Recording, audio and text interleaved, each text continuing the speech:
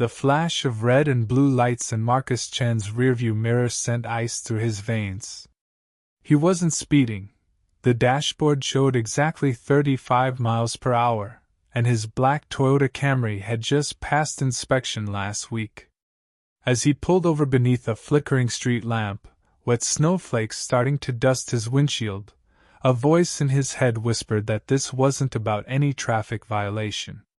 2 officers approached his car, one on each side, their flashlights beam drilling into his windows with uncomfortable intensity. The one on the driver's side rapped his knuckles against the glass with unnecessary force, even though Marcus was already rolling down the window.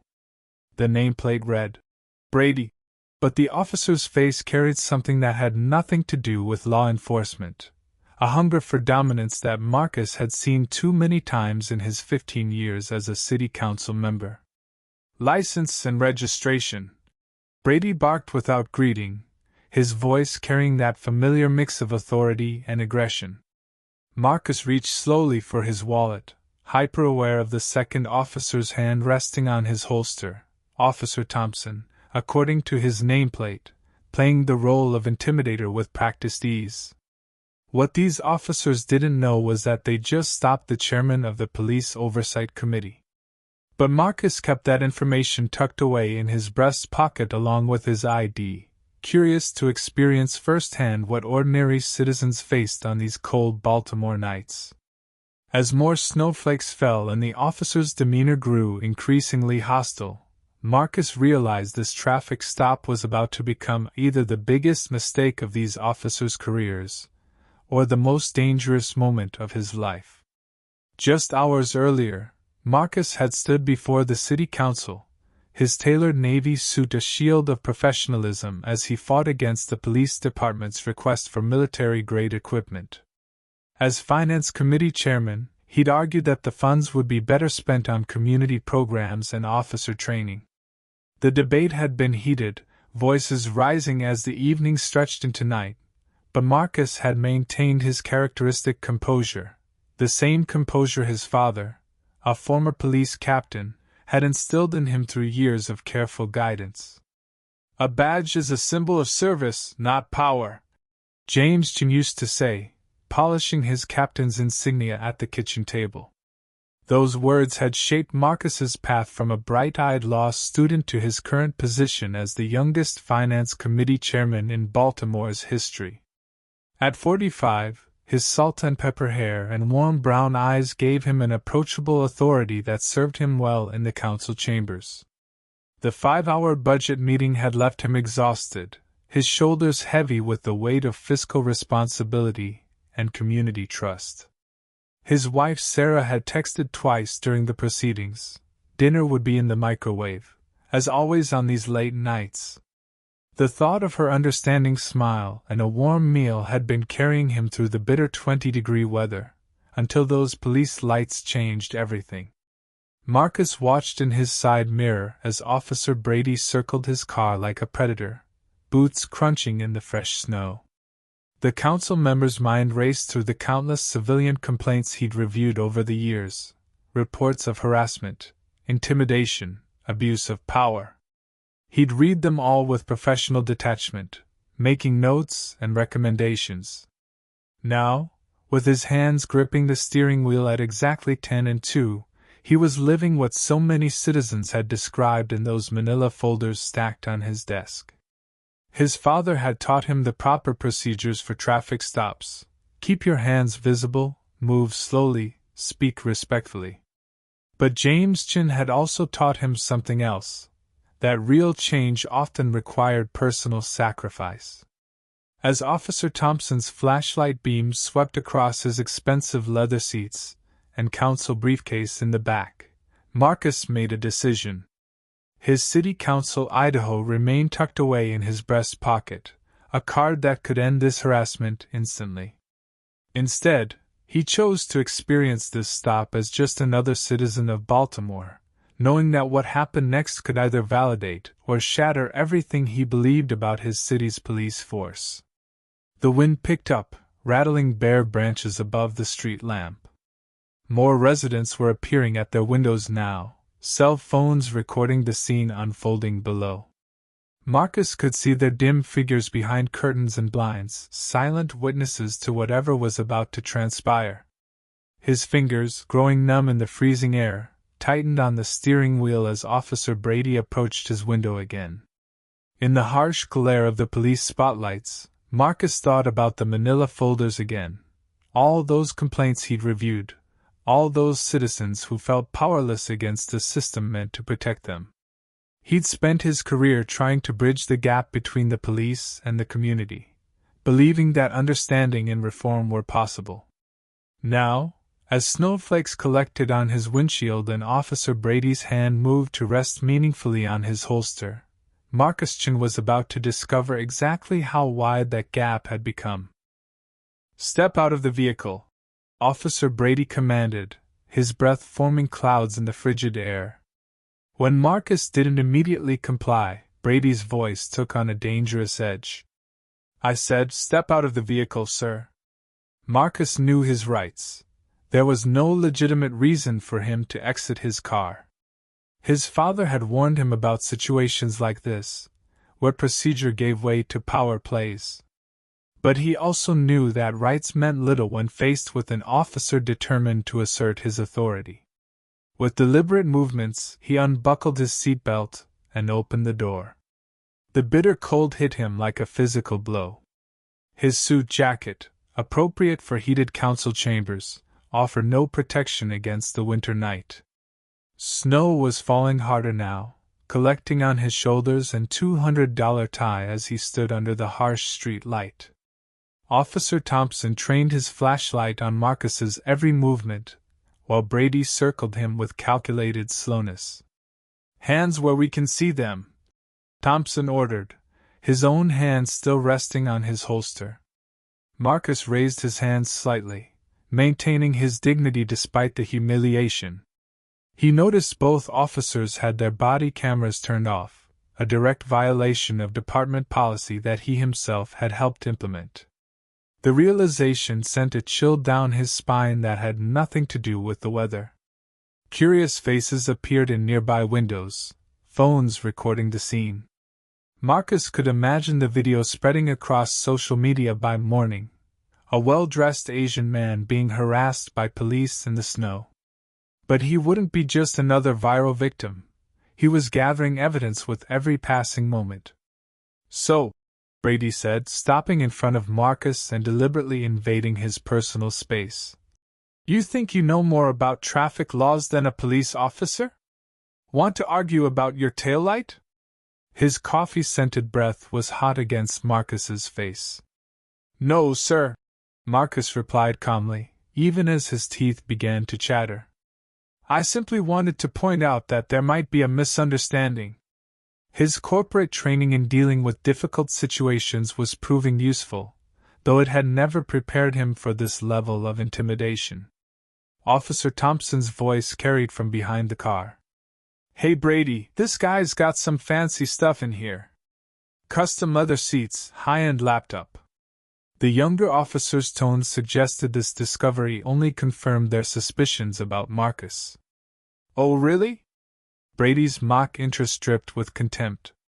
"So you're one of those rich guys who think they're above the law?" He stopped inches from Marcus's face, close enough that Marcus could see the small scar above his right eyebrow. A passing car slowed to watch but quickly drove away when Brady glared in their direction. The snow was falling harder now, and Marcus's dress shoes were completely unsuitable for the weather. His feet felt like blocks of ice, but he kept his voice steady. "I assure you, Officer Brady, I have complete respect for the law." "Prove it then," Brady said with a smirk. "Since you're so respectful, drop and give me 20 push-ups right here, right now." Marcus blinked in disbelief. "Excuse me?" "You heard me." Brady's hand moved to rest casually on his taser. 20 push-ups. Consider it a lesson in humility. Unless you prefer we search your vehicle for anything illegal? Officer Thompson chuckled, already pulling out his personal phone to record. The threat was clear. Do the push-ups or face worse consequences? Marcus looked at the wet, freezing pavement, then at the officers' badges, memorizing their numbers. The ground is frozen, Marcus said quietly, and this is hardly standard procedure for a traffic stop. Brady stepped even closer. Oh, now you're an expert on police procedures too? Make it 30 push-ups, and every time you complain, I'll add 10 more. Marcus could see his car's exhaust creating warm clouds in the cold air, a reminder of the comfort he'd been in just minutes ago. More lights had come on in the surrounding buildings, more phones recording from windows above. The whole scene was being documented, though the officers seemed either unaware or unconcerned. Slowly, Marcus got down on the ground. The freezing pavement immediately soaked through his suit pants at the knees.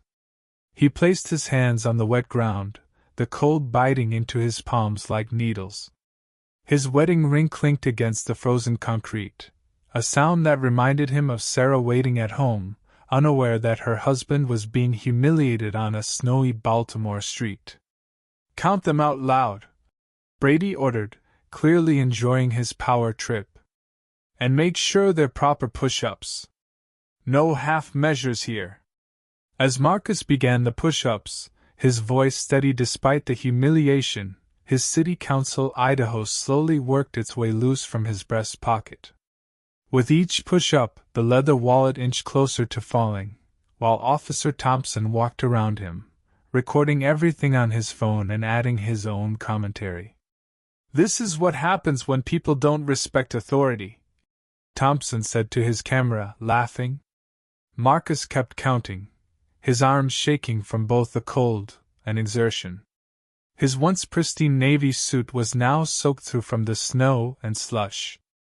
Small pieces of gravel dug into his palms, leaving painful indentations. But with each push-up, his resolve strengthened. This wasn't just about him anymore. It was about every citizen who had ever faced this kind of abuse of power. 28, 29, 30.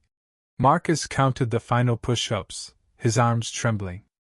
As he started to push himself up from the frozen ground, his wallet finally slipped free from his pocket, landing with a soft thud and flipping open as it hit the wet pavement. The gold city council seal caught the street light, gleaming bright enough to catch Officer Thompson's attention. Brady?" Officer Thompson's voice suddenly lost its mocking tone. He lowered his phone and stepped closer to the fallen wallet, shining his flashlight on the ID card. "You might want to see this." Brady stopped his pacing and looked down, his face previously filled with arrogant straining of color, as he read the credentials. Marcus Chin, City Council Member, Chairman of Police Oversight Committee. The gold seal of Baltimore's City Council gleamed under the street light, transforming the officers' playground into a career graveyard in an instant. The change in the officers' behavior was immediate and dramatic. Brady quickly bent down, trying to help Marcus up. "Sir, I am so sorry. We had no idea who you were. Please let me." Marcus stood up slowly on his own, his legs stiff from the cold.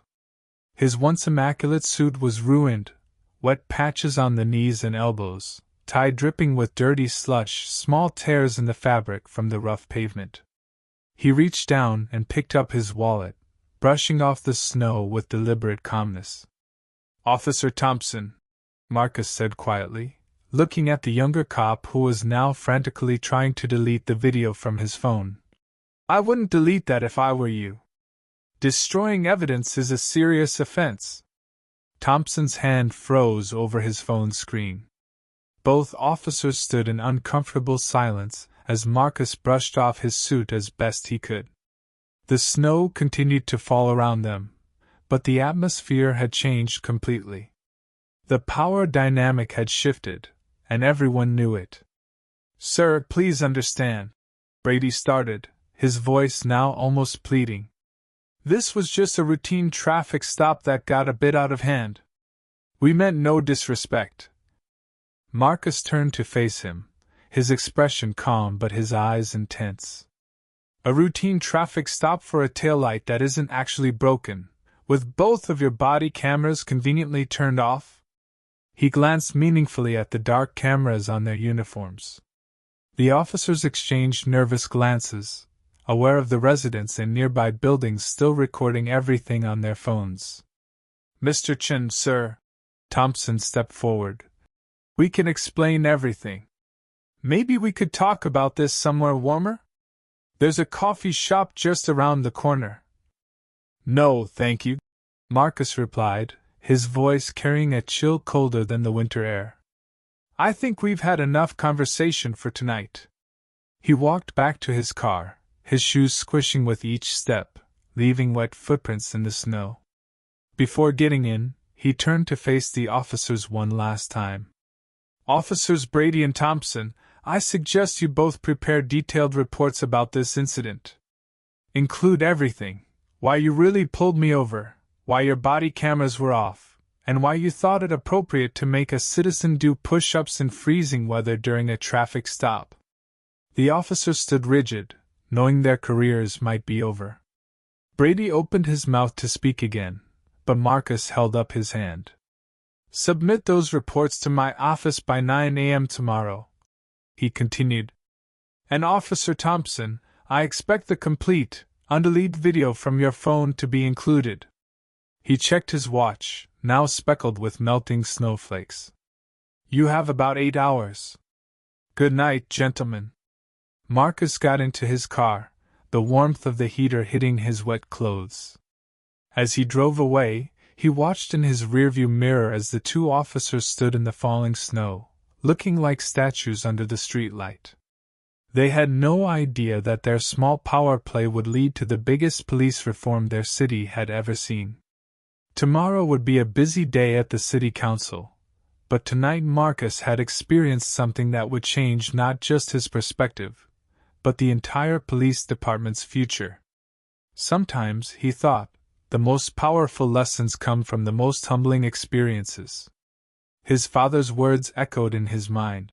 A badge is a symbol of service, not power. Tomorrow, he would make sure every officer in Baltimore understood that truth. At exactly 7 a.m., Marcus walked into City Hall looking like a different man from the one who had done push-ups in the snow just hours ago. He wore his sharpest black suit, his lucky red tie, and carried a thick folder under his arm. The security guard at the entrance did a double take. Marcus was never in this early. His assistant Mary was already at her desk, dark circles under her eyes suggesting she had worked through the night. 5 stacks of papers were arranged neatly on her desk, along with a large coffee cup. Good morning, Mr. Chen, she said, standing up. I have everything you asked for. Officers Brady and Thompson have had 17 complaints filed against them in the past 5 years. None were properly investigated. She handed him the first stack of papers. Marcus nodded, taking the documents and the body camera footage reports. Mary picked up another stack. Interesting pattern there. Both officers reported their cameras as malfunctioning 12 times in the last 6 months. That's 4 times the department average. The office started coming alive as more staff arrived. Many gave Marcus curious looks. The video of last night had gone viral with over 100,000 views already, and local news stations were running it on their morning shows. Marcus's phone hadn't stopped buzzing since he woke up. The police chief had called 6 times, the mayor twice, and reporters from every local news outlet were requesting comments. He had ignored them all. At 8:45 a.m., Officers Brady and Thompson arrived at his office. They looked different in the daylight, smaller somehow, less intimidating. Brady's usual confidence was replaced with nervous fidgeting, and Thompson couldn't meet Marcus's eyes. Your reports? Marcus asked simply, holding out his hand. The officers handed over their paperwork, their hands shaking slightly, very different from last night when they had been so bold in the cold. As expected, both officers tried to downplay the incident. Brady claimed he was conducting a Standard field sobriety test. While Thompson wrote that Marcus had volunteered to do the exercises. At 9:25 a.m., Marcus walked into the main council chamber. The room was packed. All committee members were present, along with dozens of citizens who had heard about the emergency meeting. Local news cameras lined the back wall. The police chief sat in the front row, his face red with anger or embarrassment, possibly both. Officers Brady and Thompson sat nearby, now in full dress uniforms, looking uncomfortable. Marcus took his place at the center of the committee table. He arranged the documents in front of him, the complaint reports, the body camera records, the traffic camera footage from last night, and the officers' false reports. Before we begin, Marcus said into the microphone, his voice calm but firm, I want to thank Officers Brady and Thompson. The room fell silent in confusion. The two officers looked up, surprised. Last night, these officers showed us exactly why we need major police reform in our city, Marcus continued. They didn't know they were dealing with a city council member. They thought I was just another citizen they could humiliate, and that's exactly the problem. He pressed a button, and the large screen behind him came to life. The traffic camera footage started playing, showing the entire incident from last night from multiple angles. The room watched in stunned silence. Today, Marcus said, his voice growing stronger, we're not just going to discuss two officers who abused their power. We're going to talk about every officer who thinks a badge gives them the right to humiliate citizens. We're going to examine every complaint that was ignored, every body camera that mysteriously malfunctioned, and every false report that was filed. Looking directly at Officers Brady and Thompson, Marcus added, and we're going to start with last night. The room was completely silent now, every eye fixed on Marcus. The next few hours would change the city's police department forever, and everyone in the room could feel it. The meeting was about to begin, and justice was finally going to be served. In the back of the room, Marcus spotted his father, the retired police captain, sitting quietly with perfect posture. The old man gave his son a small, proud nod. Sometimes justice needed a push, or in this case, 30 push-ups in the snow, to finally be served. 6 months had passed since that cold winter night when Marcus Chin was forced to do push-ups in the snow. The city had changed in ways that even he hadn't expected. On a warm summer morning, Marcus stood at the podium in the police academy's graduation hall. Before him sat 50 new police officers, trained under the reformed system he had helped create. Behind them, proud families filled the seats, and among them sat former officers Brady and Thompson.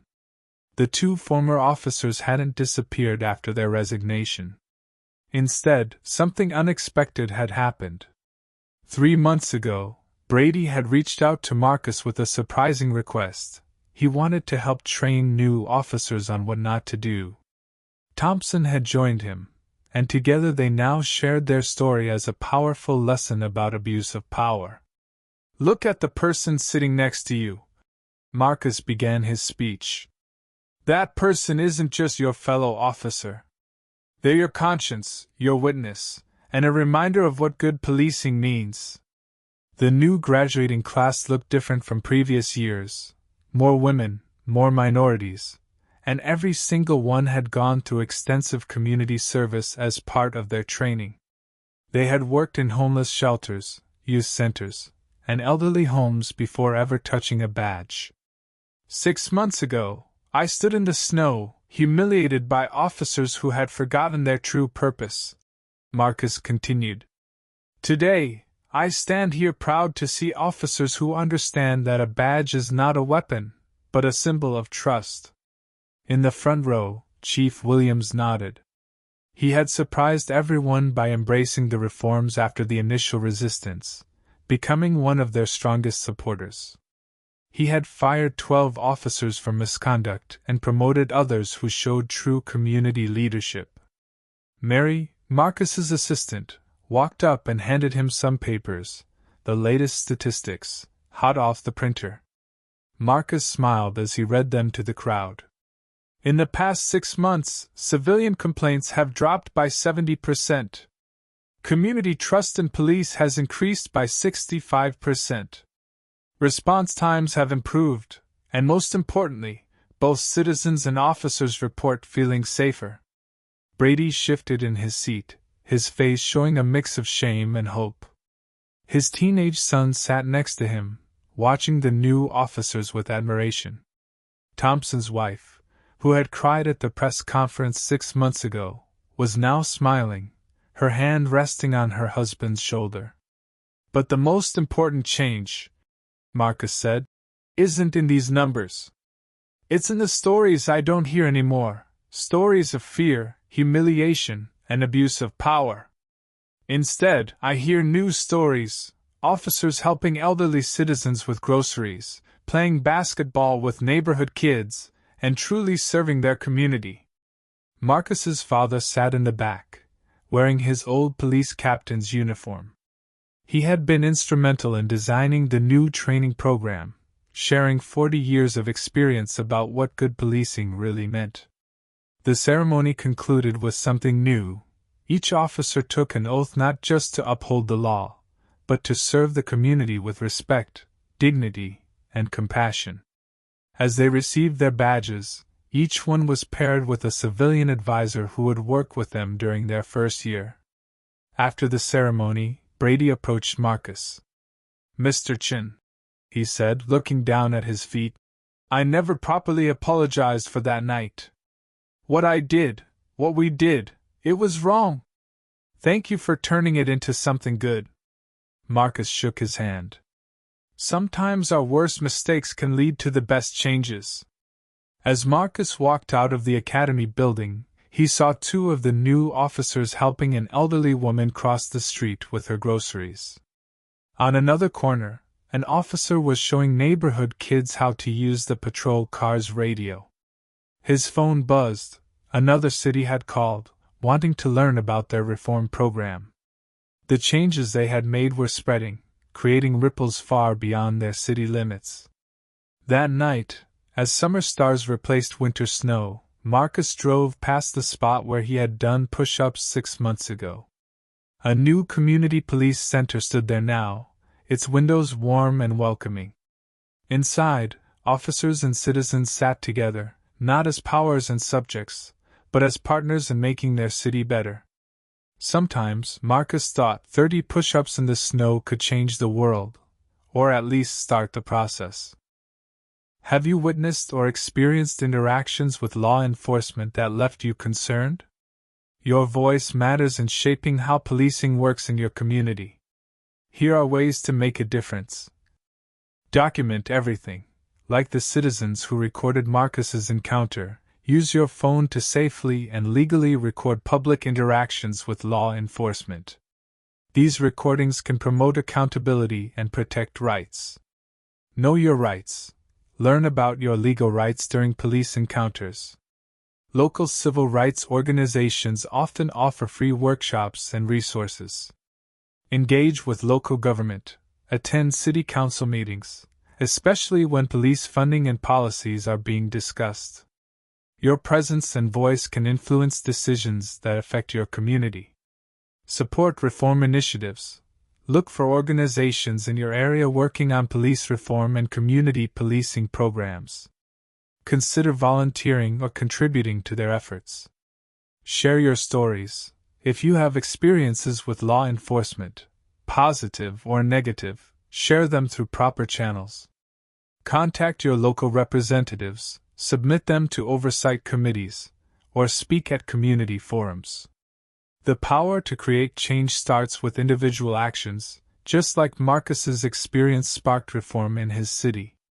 What will you do to help build better relationships between law enforcement and your community? For more information on police reform initiatives or to report concerns about law enforcement conduct, contact your local city council or civil rights organizations. Remember, one person's stand for justice can ripple out to create lasting change.